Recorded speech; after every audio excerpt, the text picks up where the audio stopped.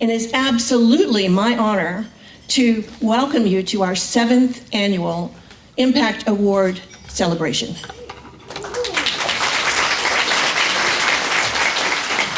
I am thrilled to see so many of you here attending in person, but we also have people attending with us by Zoom.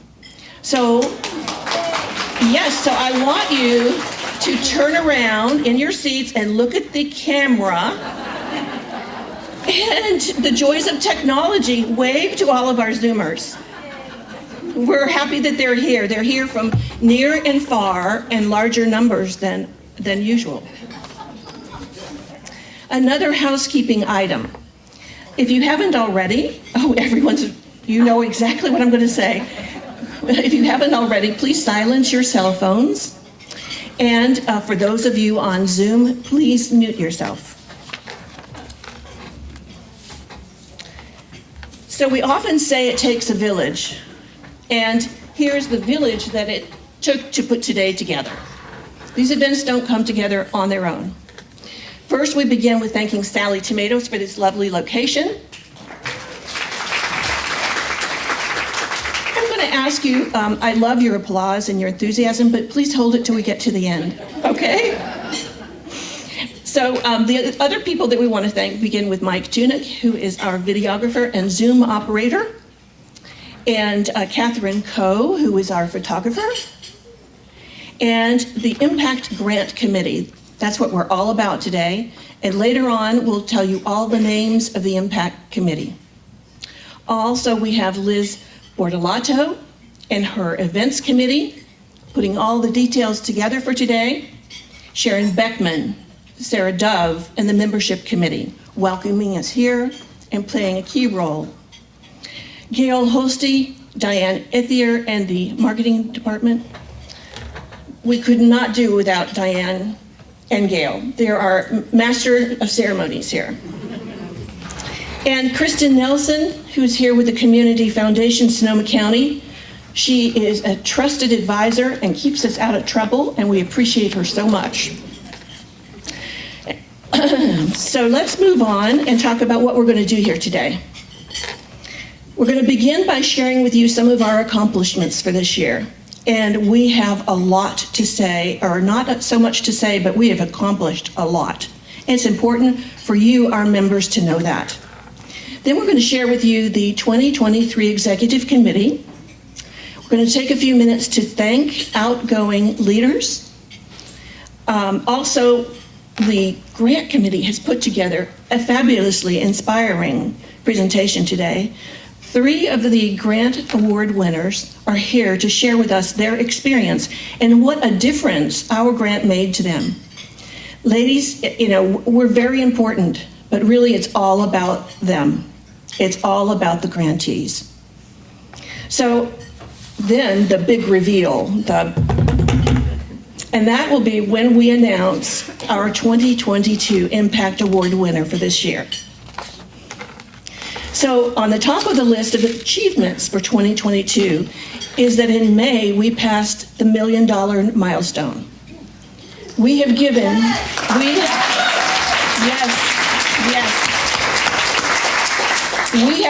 over $1 million in philanthropic dollars to Sonoma County, to meet philanthropic needs. I can see the money's so high I can't stumble on my words. So after today, at noon today, we will have given $1.2 million to 61 different nonprofit organizations. So we have a lot to be proud of. And our membership has remained steady through fires, through a pandemic. It's amazing. But just recently, it's ticked up. We are 260 women strong now.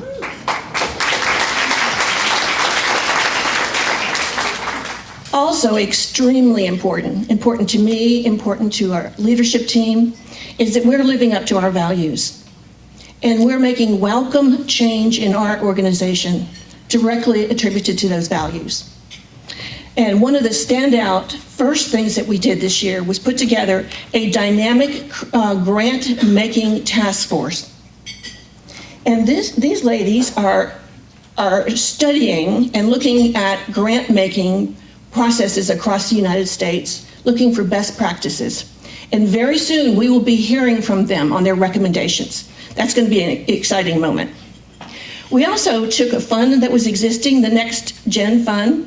We repurposed it, recreated it, and made it broader so that it's more inclusive of women of all ages, races, populations. So that fund gives, if you will, scholarship dollars out. And we already have some dynamic women joining. Also, the Impact Grant Team has been busy. And they initiated, and we put into place, an honorary grantee membership. The Impact Grant Award Committee actually will be inviting a representative of each of the grantee organizations to join us as a non-voting member. But that way we get to hear their perspectives and we get them into our conversations so that we learn more from them and their partnership that we have with our grantees is deepened. The membership committee was really productive this year. They brought forward 2 big initiatives that have outreached in the community. One of them is an employer-sponsored membership program, and the other is a speakers bureau. So we'll be continuing to reach out into different communities as the year moves on into 2023. Our education committee continues its outstanding lineup of educational ed talks. Plus this year they added in the DEI component, which is our Busting Bias group. There's small flyers on your table and at the registration table about this group. The Busting Bias group is a 6-week interactive program on Zoom. 75 women in our organization have already attended this. That's almost a third of valuable learning that's been going on. I highly recommend you take the time to join up for one of these classes. So we've already started reaching out to other areas in Sonoma County. We had a C&C, or Cocktails and Conversation, in Petaluma that yielded 4 new members.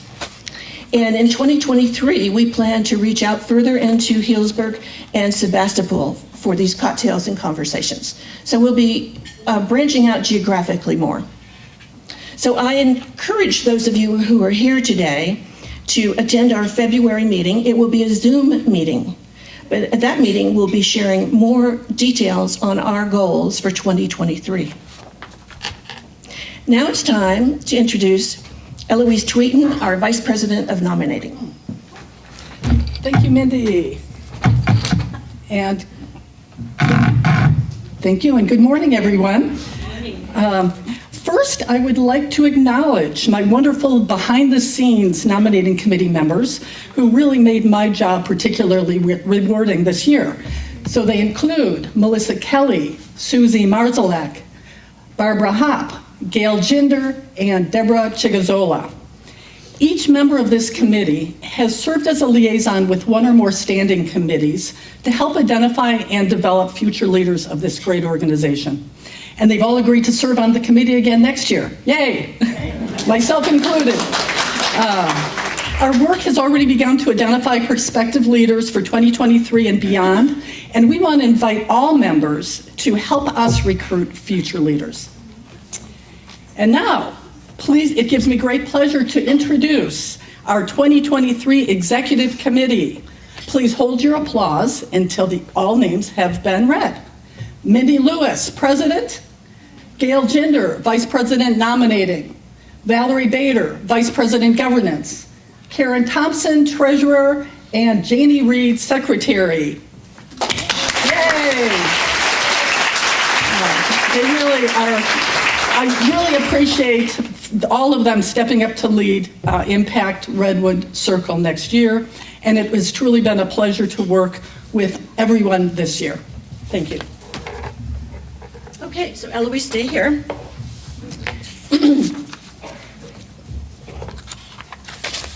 It's important for us to acknowledge the leadership team that is stepping down this year.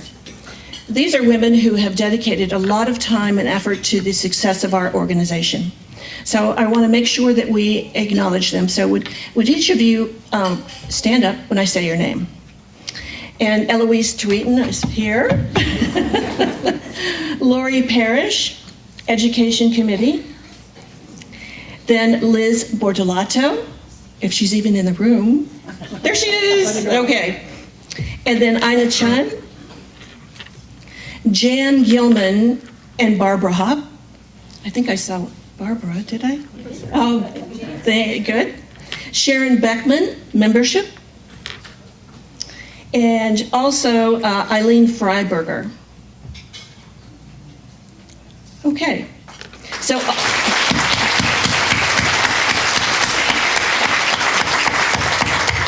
all of these women have been instrumental in bringing this organization to where we are today. So we will be introducing to you the 2023 new committee chairs in our February meeting. And we must thank Cindy Schmidt, the outgoing, I wish she was ongoing. That was a slip of the tongue. She's an outgoing co-president. And Cindy, there you are.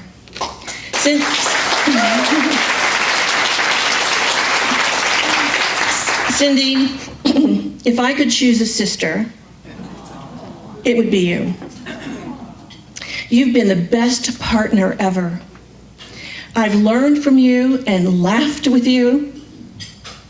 And like sisters, we haven't always agreed. But we always found a way to come together and unite and present a united team. That means the world to me. Not only are you one of our founding sisters, but you have also supported other committees. You started off in the membership committee. Then you went to the liaison committee. And then you took the leap up to co-presidency with one of our best, Susie Marzalek. And then the past year, I have had the honor of being co-president with you. And I sincerely thank you for your leadership. I shall miss you more than you know. So would you like to say a few words? And I have a little something for you. Oh, good. Which you can open now or not. It's been great. Thank you, everyone, so much. Just have a few words. It's been my great pleasure to co-lead this incredible group of, sorry. Can you hear me now? Can you hear me now? Okay, so it's been my great pleasure to co-lead this incredible group of giving women the last 2 years, first with Susie Marzalek and now with Mindy Lewis. And I have to thank our founder, Melissa Kelly, who has been a constant support throughout this time, since the 15. The past 2 years have been extraordinary, if not challenging. I think we all know that. The pandemic did not diminish our eagerness to help those in need in Sonoma County. As mentioned earlier, we have reached a new high of $1.2 million at noon today, over a 7-year period, which is pretty incredible also. It's an incredible accomplishment. Please give yourselves a hand. Under Mindy's leadership next year promises to continue our ability to be flexible with the outcome of our continued growth, deal with changes of philanthropic philosophies, and keep you all interested and engaged in this growth and the potential change it will bring. None of this success could have occurred without the dedicated work of our remarkable leadership team. You just saw the outgoing, there's new coming. I have been lucky, so lucky to have these talented women with which to work. They make this happen. Their tasks of growth and change are never easy, but ones your leadership team can accomplish with your help. Now I want to thank you all for allowing me to be a part of your success. Here's on to 2023 and another, $200,000, $220,000? At least. Next year. Thank you.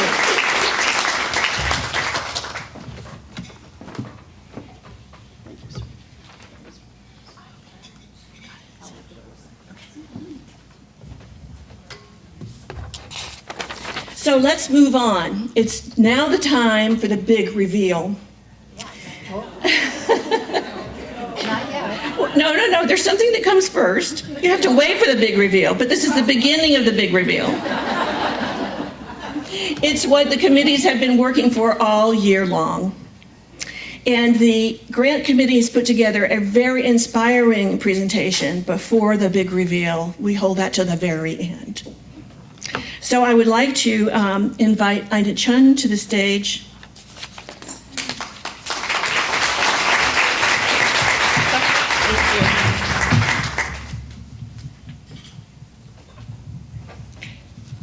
Thank you, Mindy. Good morning, everyone. It's great to see so many of you here. And how many generations we're spanning? We have probably the youngest guest we've ever had. I want everyone to welcome Ayla Joy. This is why we do what we do, because it's for the future generations that we do this work. So this year, we've added another first for today's celebration by inviting back 3 of our past impact grantees. We thought that by looking back at what they've achieved, we'd set the tone for looking forward with today's winner. 2019 was the last time we were able to vote together in person. And if you were there, you'll recall Forget Me Not Farm's compelling presentation. They were funded to provide animal-assisted and horticultural therapy to Roseland Elementary students, scheduled to start in the spring of 2020. Well, we all know what happened. So founder and director Carol Rathman is here to share how they managed to pivot and rise to the challenges of COVID. Please join me in welcoming Carol.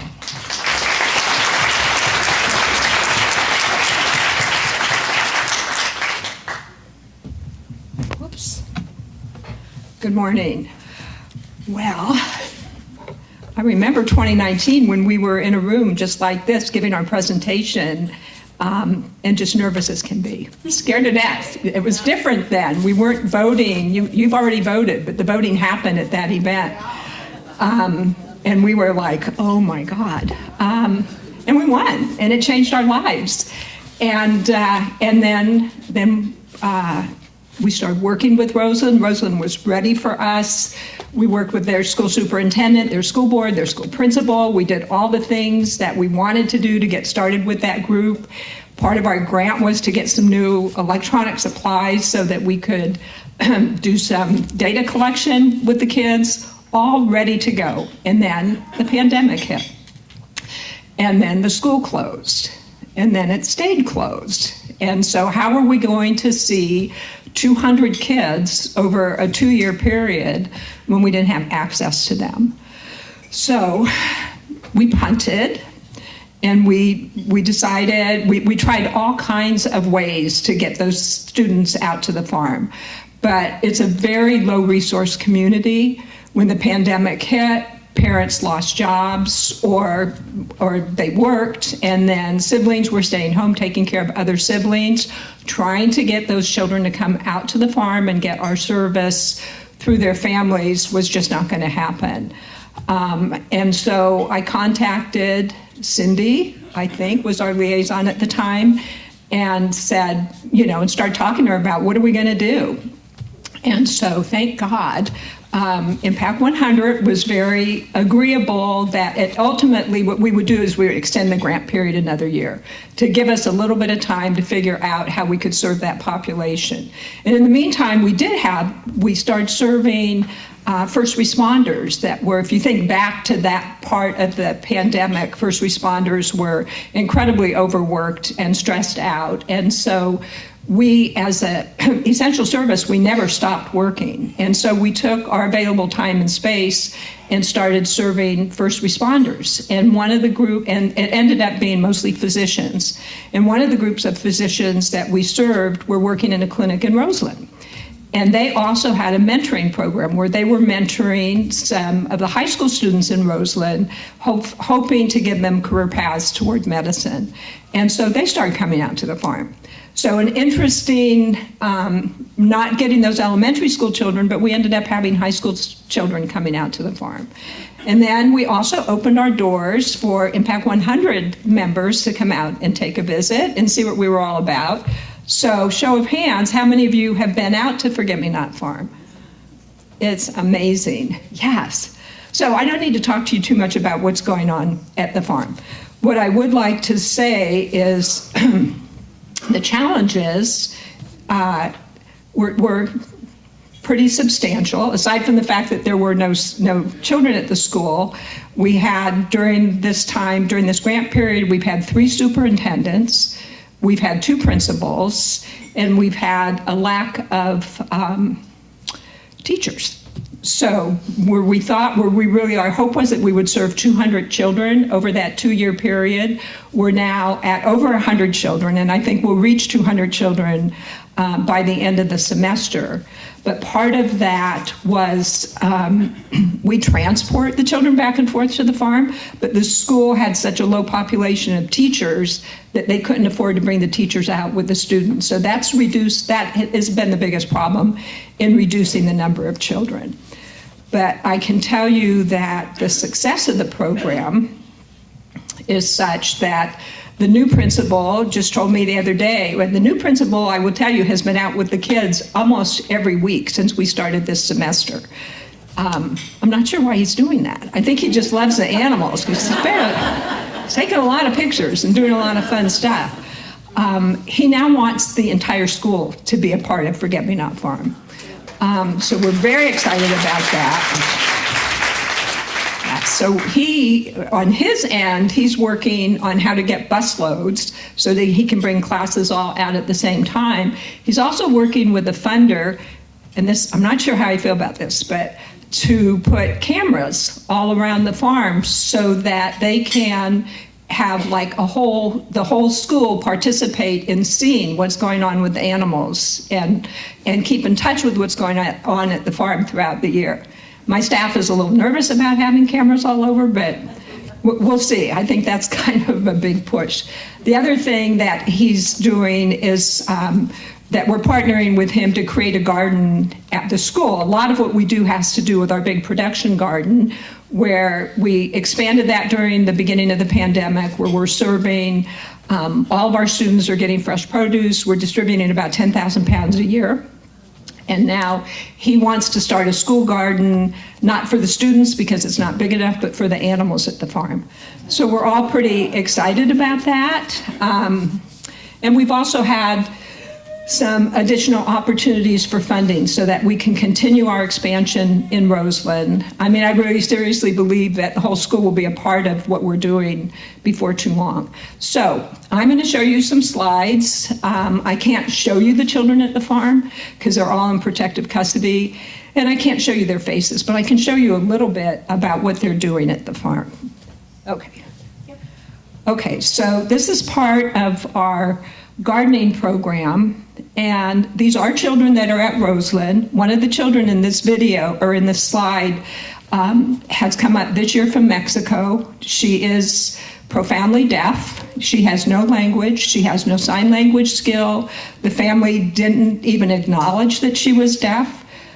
She came from a very abusive background, and now she's at the farm. We have an interpreter for her, and she's learning to garden at the same time that all the other kids are learning. So where she's behind in language and academics and everything else and struggling to catch up, here she's learning at the same time that everybody else is. So it's really very, very exciting and good for her. And the interpreter, they both love it.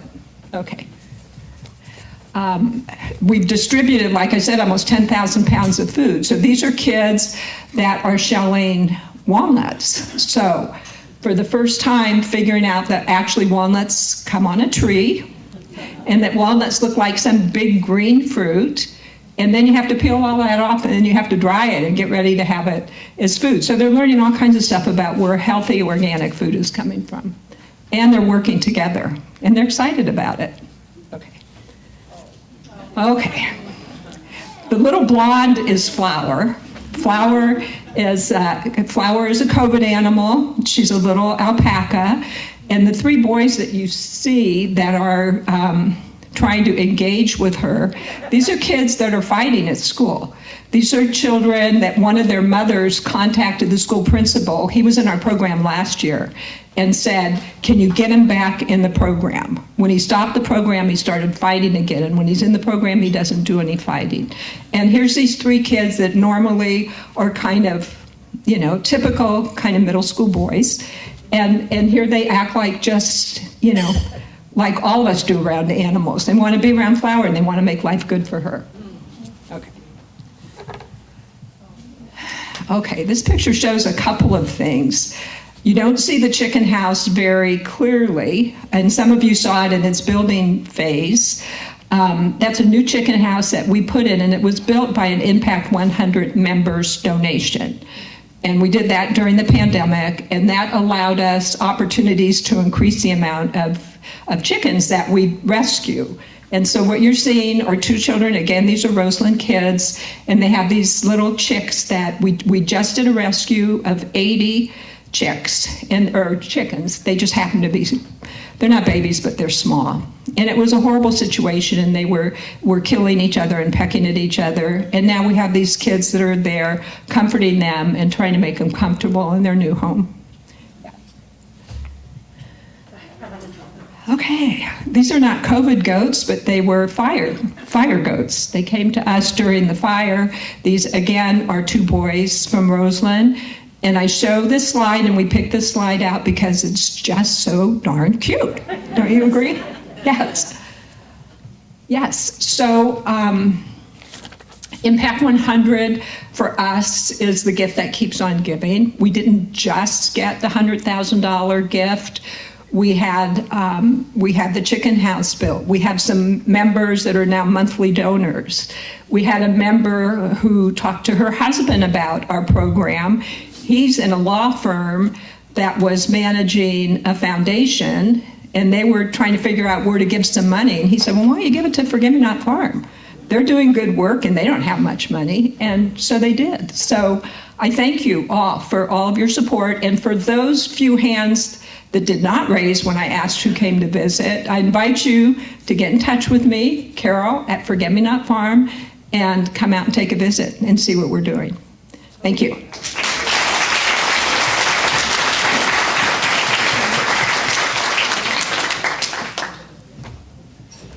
Wow. Thank you, Carol.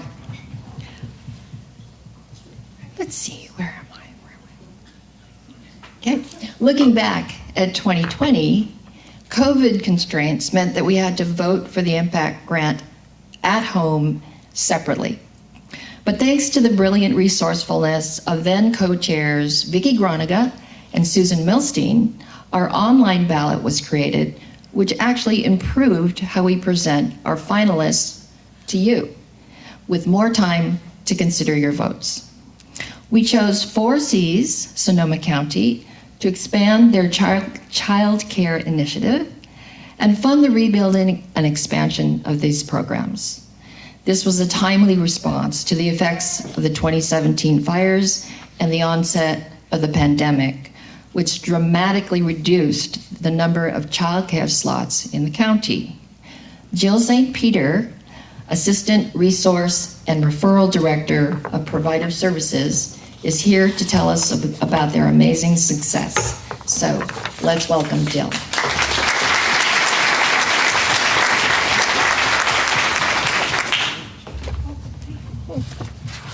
Morning. I'm sorry if all of your necks have to look up. I'm a very tall person. Thank you so much for that wonderful introduction. I am honored and proud to be here today to represent 4Cs, the Community Child Care Council, and the Child Care Initiative Project, and share our accomplishments over the past 2 years. How many of you are familiar with 4Cs? Anybody? Okay, so you know how awesome we are. We provide resources to the community, to families and providers, and there are so many resources available out there. We really help navigate people who need them through that system and get them the support that is so very needed. How many have heard of our Child Care Initiative project? A few less. So let's talk about that for a minute. The Child Care Initiative project, or we call it SIP, because we really like acronyms at 4Cs.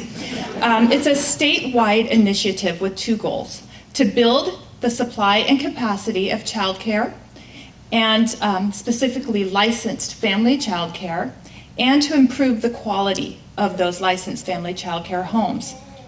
SIP focuses on recruiting, supporting, and providing professional growth opportunities to home-based providers. It is a 25-hour training program. The curriculum is multilingual, strength-based, culturally relevant, trauma-informed, and grounded in health and safety and best practices. Now, before discussing our many accomplishments, I too want to take you back and relive January 2020. Life was so different back then, as we've all talked about, specifically for childcare providers. We were still recovering from the 2017 fires, where we lost overnight 14 childcare programs, both center-based and family childcare homes. We got through the fires and the floods of 2019, and just when we thought things would stabilize, we all knew what happened next. It was going to take 2 weeks to turn the curve, and the entire world shut down due to the pandemic. In 2020, there were 12,749 children enrolled in 608 child care facilities in Sonoma County. By January 2021, there were only 5,518 children enrolled in local daycares and preschool programs, and only 396 facilities were operating, and those were only operating at 45% capacity. So if you were a parent and you had a child, almost half of you would not have access to childcare.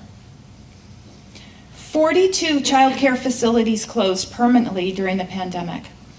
Sonoma County's child care infrastructure was collapsing. When most K-12 schools across the county were ordered to close in March of 2020, early child care educators received a different directive. Through executive orders, child care became an essential service.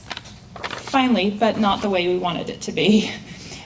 They were allowed to have providers stay open to serve children of essential workers. But families who were deemed essential workers struggled to find safe, affordable, and accessible childcare. No one was open. And spaces were limited, especially for infants and toddlers.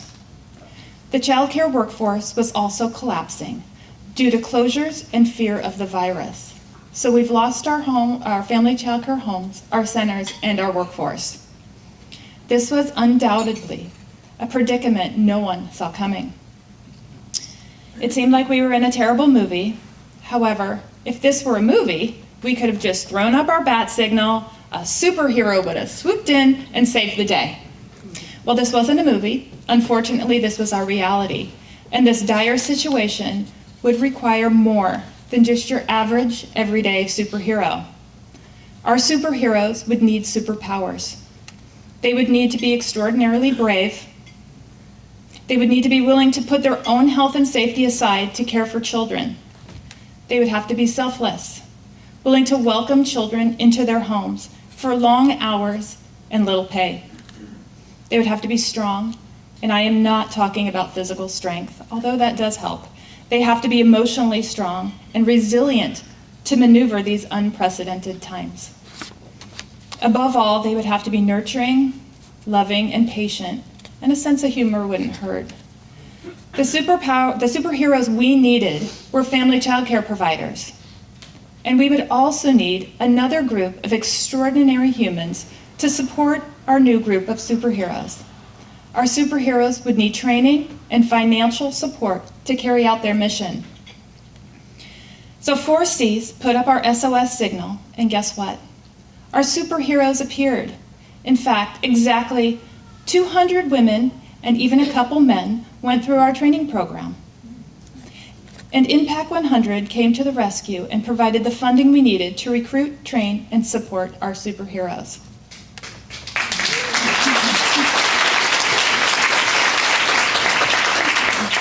We exceeded our goal of 30 programs being licensed and actually had 33 programs licensed. 7 are pending, and 3 programs expanded from small to large family child care centers. And since making this slide, we've actually had a few more licensed providers, and now we're just waiting for the state licensing department to hurry up and license our programs that are ready. Our goal was to create 240 new child care spaces, but we surpassed that goal and created 430 new child care spaces in the county. In addition, we have a new group of 52 more SIP participants that just graduated from the program. Some have already started working on their licensing forms. So not only did we create an impact on childcare, but your generosity also helped create opportunity for women, most who are ethnically diverse and low income. And you can go back. Oh, it's okay. I just wanted to say, I love this picture. This is Perla. She was so proud the day she dropped off her licensing application, and she is one of our newest family child care providers. Okay. The grant from Impact 100 allowed us to hire additional staff and provide more in-person and virtual training in Spanish and English. And this photo might not look like much, but it was very significant to us. You see, this was our first in-person training since the pandemic. It was held in Sonoma, which has been deemed a child care desert due to its lack of available child care spaces. These are all Spanish-speaking women who are building relationships, learning, and supporting each other through the licensing process. The funding from Impact 100 allowed us to purchase incentives for our providers. Once they were licensed and in the licensing process, we were able to dismantle financial barriers that existed for them. So with the Impact 100 grant, we helped pay for licensing fees, CPR, first aid, fire extinguishers, and additional items such as toys, supplies, child-sized furniture, so they could be ready to open their doors to children in our counties. Child care is a priority. We provide professional development to our family child care providers and allow them to build their knowledge on child development, health, safety, nutrition, and business practices. We want to empower our child care providers and give them a strong foundation for success. Next slide. So I grabbed some pictures. There were so many. Our providers love sharing with us. And I want to read the side for those of you who can't. It says, "Hi, Sheila." And Sheila is one of our trainers. "How are you? I'm happy to tell you that my daycare is thriving. And I've been with the same kiddos for about 3 months now. I love what I do, and I'm thankful every day that you gave me the class." From Angela. And this over here in the middle, Angela is doing yoga. She does yoga every morning with her kids. One of the beautiful things about family child care is you can serve a variety of ages. So that first picture over there shows a young infant or toddler learning alongside an older child as they do an open-ended art activity of painting boxes. And again, we have the yoga. The picture on the bottom is a white shelf filled with toys that were purchased through the Impact Grant. We teach a lot of business practices within our SIP program. And up on top, you can see how seriously our providers take that, and they are marketing their own programs. And on the bottom, we have just 2 cute kids painting. I mean, come on. Okay, next slide. Childcare is a necessity for working families. This was true long before the pandemic, but it's even more evident now. In the midst of the coronavirus and the trauma that's been visited upon the children, the ability for them to be cared for in a loving and nurturing setting with trusted adults is essential. And I want to go ahead and recognize the people that made this possible at the Four Seasons, our Executive Director, Melanie Dodson, and our amazing trainers, Connie Lucia, Olivia Vasquez, and Sheila Whipple. We could not have done it without them. They work effortlessly and tired. They are exhausted, but they are providing training. They're actually there today doing a preventative health and safety program for our 52 new SIP graduates. So your generosity has helped stabilize childcare in Sonoma County. Families have more choices for quality, affordable, and accessible childcare. and families know their children are safe when they go to work. Thank you, Impact 100, for supporting the children, families, and superheroes of Sonoma County. Thank you for believing in and supporting the 4C's mission and vision, and most of all, thank you for helping us make an extraordinary impact.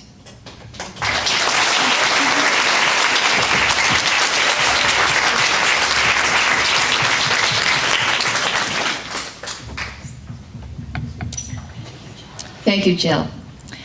So last year, we gathered again and enjoyed the thrill of presenting our impact grant to the Lime Foundation in person.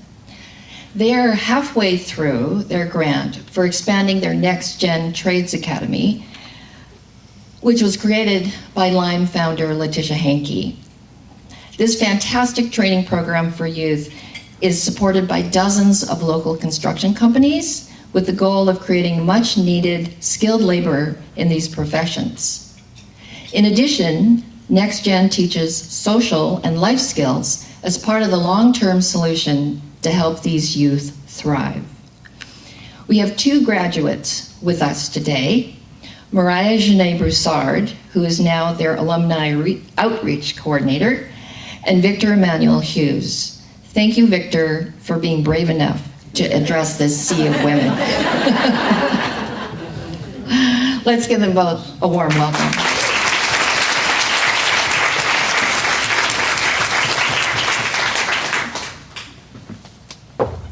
Hello, my name is Mariah Broussard and I am a previous graduate of the Next Gen Trades Academy. I was living in Tennessee with my 9 siblings and my mother when I heard about the program through social media, and I don't think I could have found anything that suited me more perfectly. During this time, I was working at an airport as a ramp agent, taking care of bags, driving heavy machines, and directing airport patrons to the gates that they needed to be at. As much as I enjoyed my job, I knew that aviation was not something that I wanted to pursue as a career. While I did have a small amount of experience in the trades after doing roofing with a family member, I had no recent experience or connections in the industry, and that's where NextGen came to my aid.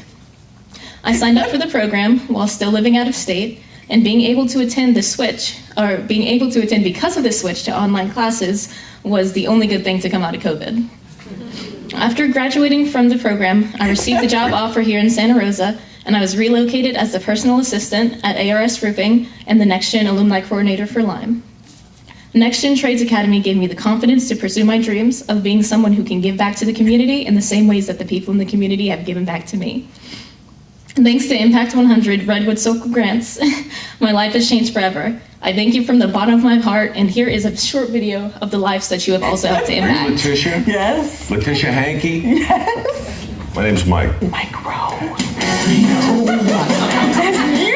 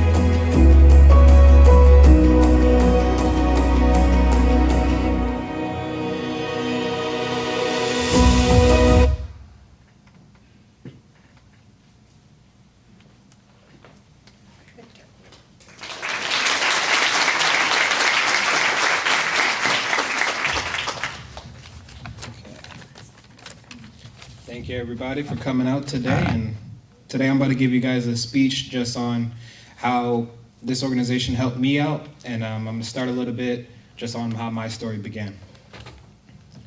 Taking it back to 1996, I was born in Vallejo, California from two parents that met in a drug rehabilitation center. Growing up in Vallejo, I never knew just how big the world was and what was really possible.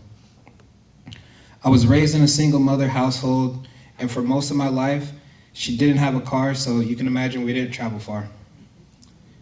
I was the youngest of three, with my older brother and sister who got most of the attention, and life was tough to say the least. Due to health reasons, my mom never had a job, so we primarily survived off of every government assistance you can think of. We ended up homeless multiple times, staying with friends, living in homeless shelters, and even sleeping in a parked car. Sleeping in that car had life-changing effects on me. Being crammed and curled up in the back seat while my brother and mom were reclined in the front seat changed the way I slept forever. I still find myself curled up in that same position. In Vallejo, there was a ton of violence, drugs, and no escape from the poverty. But please know my mom gave me everything she had to give, and it ended up being just enough. My mom gave me faith in the greater good and the ability to look forward. Even though I had no clue what was ahead of me, it was in church one day that my mom found out about a Catholic boarding school where another member's son was attending and doing well. She signed me up to help me get out of my environment that I was in at that time. When I first arrived in Sonoma County, I was shocked. I cannot believe that the world could be so different just 30 minutes from where I called home. Hannah Boys Center was the cleanest place I'd ever seen. I was so excited to be in an environment with activities like a pool, basketball, and football. I knew it would be hard to follow the rules and structures that I didn't necessarily understand, but I knew after seeing the stark difference, I was gonna sure try. Programs like Hannah Boys Center and Next Gen Trades Academy are changing people's lives. Faith brought me to Hannah, and years after that graduation, Hannah brought me to Next Gen Trades. I found that once I left my boarding school and I was faced with real life, I still wasn't fully prepared, as most teens aren't. After my graduation, I continued working in restaurants, starting in fine dining, going to steakhouses, outside barbecue, and even senior living homes, where my creativity could shine and I could be of service to others. In 2020, the whole world would change for everyone, and suddenly in my life, everything that was once secure was no more. I faced threats to my health, home, finances, but never my hope, even though I found myself back in that cramped position living in my car. Thankfully, I kept a good relationship with my school staff, and at this time, they introduced me to the Next Gen Trades Academy. I already had an interest in being an electrician and even went down to the local union and scored well in the aptitude test, but could not break into the industry without the right connections and experience. And this is why Next Gen Trades Academy is so impactful. Letitia, David, and the whole network of amazing people put together a place where we could get direct contact with real-life examples of all the different aspects of the trades. This gave me the connections and experience needed to go from having a job to a profession. It was a reminder that it is not important how you start, but how you finish. Having the help of Next Gen Trades has put my life on a different path. I'm now working for Bay Alarm as a security install technician and played a major part in the establishments that will have a positive effect on the community forever. I love what I do because I'm working with my hands, and I know that those of us that are doing this work are truly the backbones of this country. I don't have everything figured out yet, and I'm truly just tapping into my potential as a man, but I do have a career, a support system, and a plan. I am more than thankful to the opportunities given to me by these different programs set in place to help children and young adults succeed no matter their start. I'm proud to be on this stage reminding you why it's important to support one another, and I cannot wait to be in a position where I can give back to my community.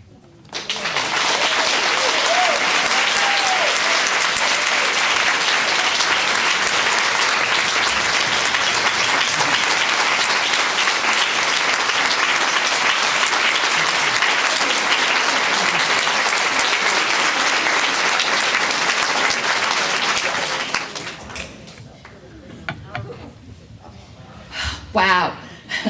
Let's give all of our speakers another round of applause.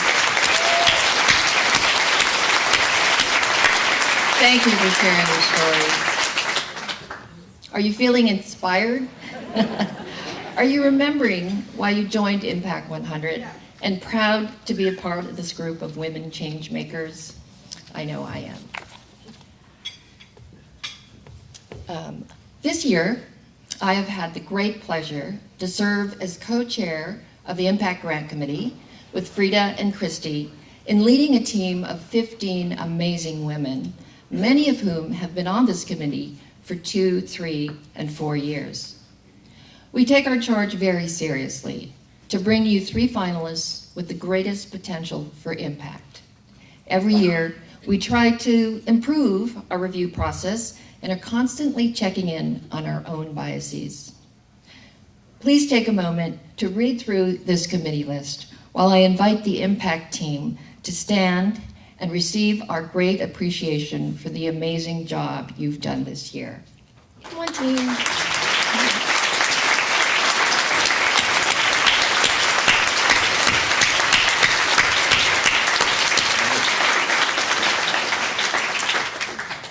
It's a significant commitment, but we invite any of you who are interested in deepening your knowledge of some of the most dynamic and effective nonprofits in our county to join us next year.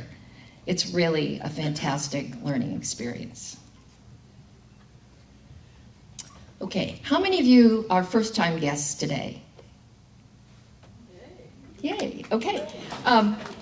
For your benefit, I'm going to quickly go through the path that got us to today. So starting at the far right, we began back in May, where we invited all of our members to nominate a nonprofit for this grant. This year, with the goal of increasing the diversity of our applicants, team members Suzanne Abrams and Lori White curated a list of organizations with BIPOC leadership. Organizations with the capacity to implement a large grant.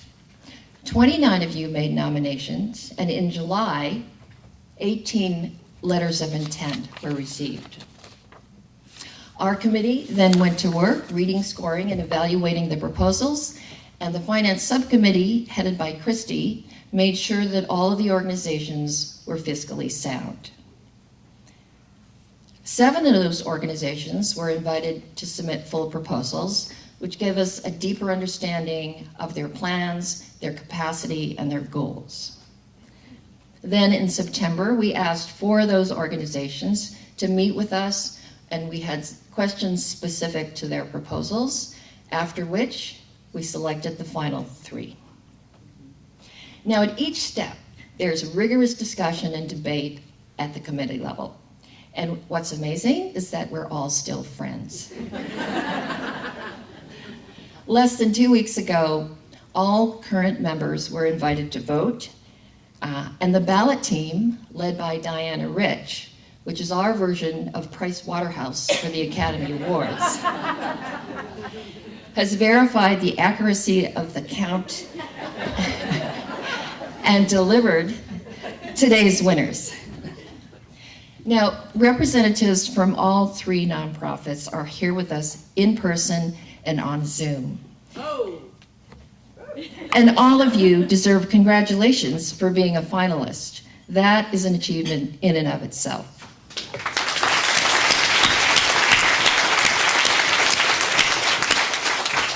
But before we announce the winners, I would like to remind my fellow members that if your top choice is not the Impact Grant winner, we can still support the work of these excellent organizations by donating as individuals.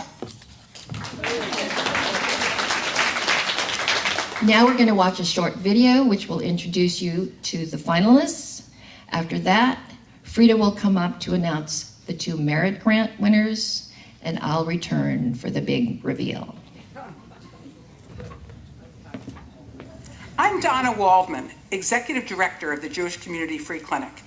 Our clinic provides thousands of free healthcare visits to low-income adults and children each year, and implementing EPIC electronic health records will ensure that our clients have the same access to a centralized integrated healthcare record system as others do, vastly improving quality of care and care continuity. Thank you for your support. My name is Alicia Sanchez, and I'm the president of the board of directors of KBBF Bilingual Radio Station. And our project is developing a KBBF bilingual app, radio app. It will be the first one of its kind. And we are very, very happy about that. But more important, I want to thank all my sisters in Impact 100, because you made it possible for us to get to this place right now. And thank you so much for this incredible journey of being part of your organization and being here to also serve the community. Thank you. Good morning. My name is Monica Julian. I'm the Executive Director of Vital Immigrant Defense Advocacy and Services, also known as VIDAS, here in Sonoma County. And this is my daughter, Ayla Joy. We're so excited to share our proposal to create a sustainable removal defense program here in Sonoma County, including our 3 components of triage, training, and tracking. Thank you to Impact 100 Redwood Circle, the committee, and all the members for your consideration of our project.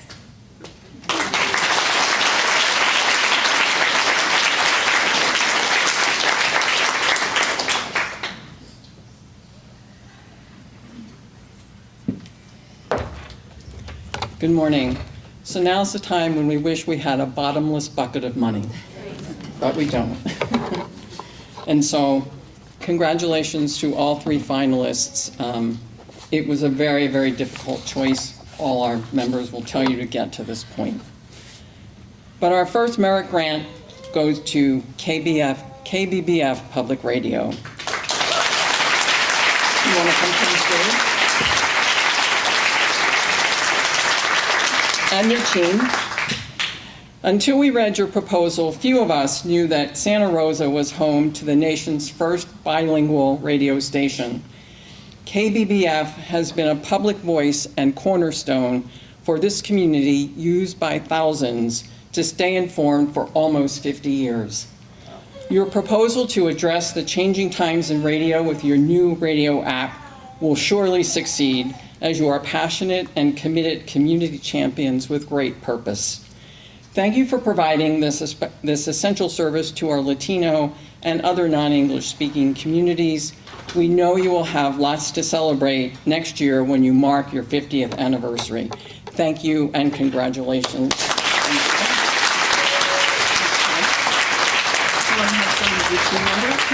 Well, I'll introduce. Sorry.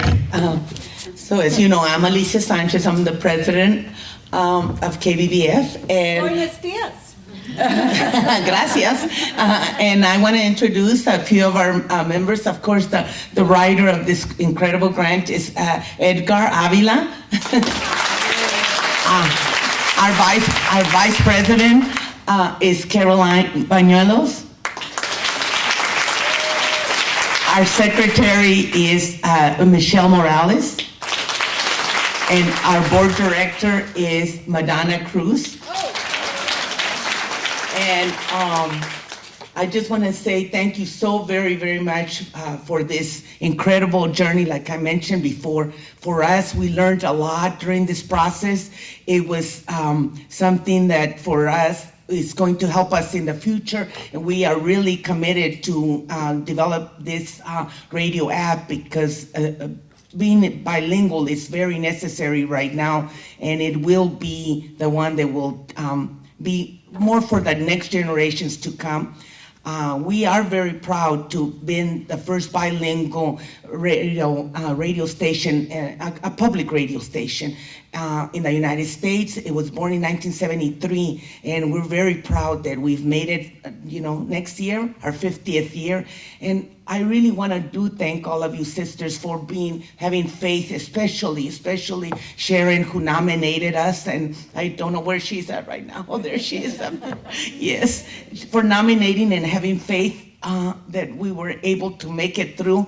And also Lisa from United Way here. She is the one that also helped us tighten up our writing and all of this, and other people. And I know maybe Juan Hernandez from La Luz is on Zoom right now, and also to thank him personally for helping us, especially with the budget and all of that. We are a volunteer organization, but at the same time, we're very powerful because whenever crisis happen, any kind of crisis, the whole community comes together and to serve, and we have volunteers, and so we are very blessed to have that level of impact in the community. And with this grant, thank you again very much, because we will continue to have even greater impact. And I do again thank you, all of you sisters, for helping and having faith in us. Thank you so much.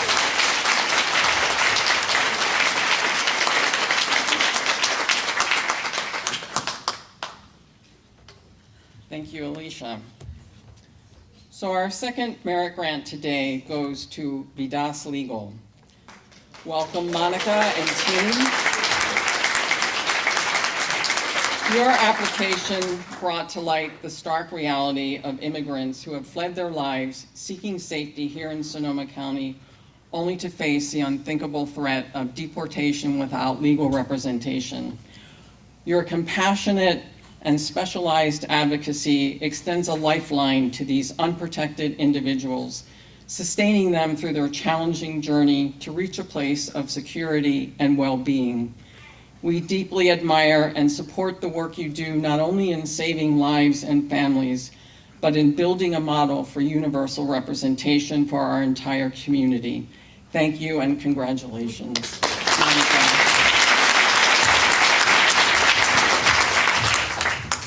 Thank you so much. First, I want to introduce a couple of my team members who are here. Mabel Avila-Pina, she is our DOJ accredited representative in our Petaluma office. She works day in and day out with asylum seekers from all over the world, helping to prevent deportation in our community.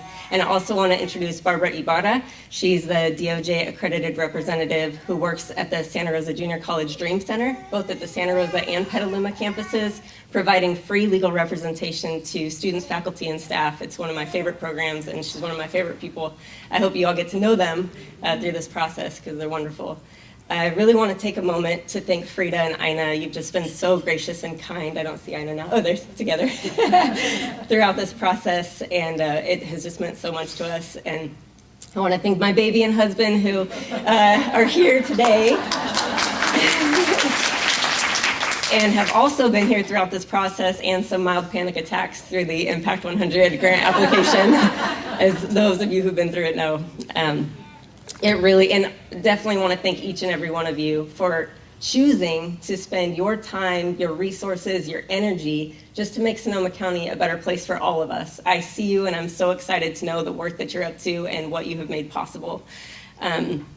It is the greatest feeling to be among people that you admire and respect, and some of the organizations here today I have been watching and admiring for a really long time. Forget Me Not Farm's one of my very favorite places in the world. I worked with foster youth for a long time, and so even to just be considered in the same breath means so much.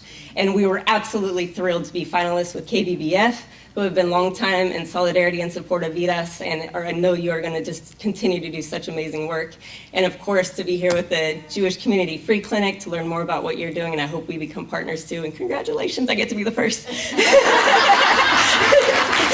say it. So, just really quickly, there is an Iranian woman named Dina Nairi. She was a refugee who came here with her family, and she writes this really wonderful article, but one of the things that she says is that it is the duty of every person born in a safe room to open the door when someone in danger comes knocking. And this grant will absolutely ensure that we can continue to open the door. And a lot of people are knocking right now. So thank you so, so much for your generosity.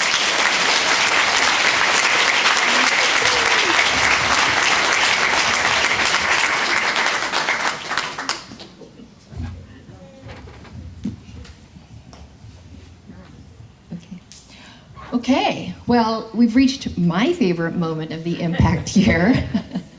Please join me in celebrating our 2022 Impact Grant winner, the Jewish Community Free Clinic.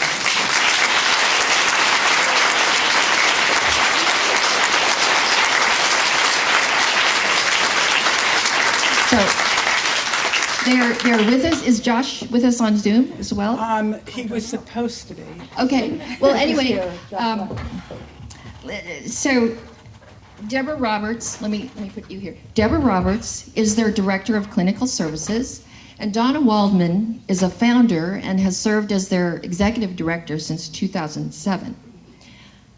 When I made the phone call to Donna to let her know that they were invited to submit a full application, the first thing she said to me was, "I'm just about to take my first vacation in 5 years." And that made me realize what organizations like theirs have been going through since 2017, 5 years. And then she added, "I'm going to get this done right away because I want to enjoy my trip." So I was left with two impressions. Donna's fierce commitment to do whatever it takes to serve their clients through fires and pandemic, and her determination to grab every opportunity by the horns. Theirs was the first application to commit. Donna and Deborah, you've both spoken about how your staff and your many volunteers serve the neediest of the needy. No questions asked. We are so excited to partner with you to have your clinic move to electronic records and to support your commitment to advance health equity for all. Thank you so much for what you do, and congratulations.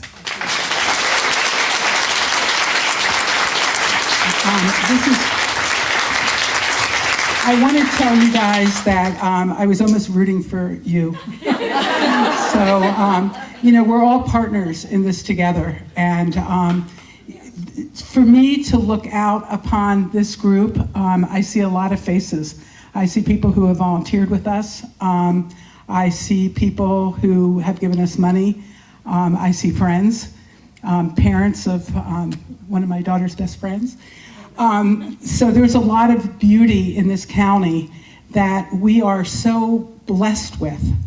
And our clinic is completely free. So when people come in and they're feeling ill, and there's like 12 or 15 people just like all flurrying around to serve them and to give them care and to ask them what they need, to ask them if they need food or mental health services or all of these many, many things that we can provide, it's just the greatest honor to be able to help make that happen. So I really appreciate it. Electronic medical records will make the playing field more equal for our clients. And it's going to be a really big effort, and we're already started. So we really, really appreciate this, because without this funding, I don't know how we were going to do it. So Deborah Roberts is our Director of Clinical Service. My sister, my greatest support. She's responsible for all of the clinical services that we provide to thousands of people every year, completely free of charge, not necessary religious affiliation, immigration status, economics. We just serve. And we welcome all of you to come take a tour of the clinic. We are looking for front desk help and office help, and we're just really interested in talking more. So I'm going to just let Deborah tell you a little bit about what we're going to be doing.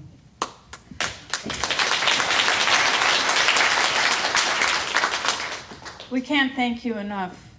I'm compelled to say, as a Jewish woman, I have never been more honored by a group of people. And it's just wonderful to be in this group of people that is as proud of the work that we do as we are. I've been associated with the clinic for 16 years. And the story I always tell is 16 years ago, I relocated to Sonoma County. And I saw a little blurb in the Press Democrat that said the Jewish Community Free Clinic was looking for nurse volunteers. And I thought, this could work. I'm a nurse, I'm a Jew. However, the latter was not required. And I'm just so happy to be affiliated with the organization and so thankful that you understand how important it is for each and every one of us to receive health care. Health care should not be a privilege. Health care is a right to be healthy and to have people care about you and your health as much as everybody in this room is so impressive. The electronic health records that we will adopt and have been so fortunate in getting support and financing for will truly make a difference to every patient that walks through our doors, to connect them to lifelong health care in this county. It's not just an individual difference, it's a difference for each and every one of you, each and every one of your friends. It's community-minded, it's state-minded, it's globally minded. Everybody deserves health care. Thank you, thank you, thank you. So I want to say that Impact 100 is really a fabulous organization. I think that it empowers you, it empowers the community. I want to thank Ina and Frida and Cheryl for sort of holding our hands a little bit through this process. And I just want to tell you that we have a lot to be proud of in this community because we're really trying to make a difference, and it's really wonderful to be part of this. So it's something that we ourselves can really feel good about in this sort of hard world that we're living in right now. So on behalf of our thousands of clients who receive completely free medical care with no questions asked, thank you.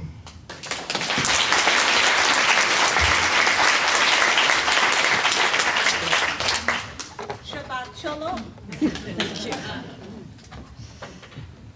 And just next time, for safety purposes, fall risk assessment here, we need a rail.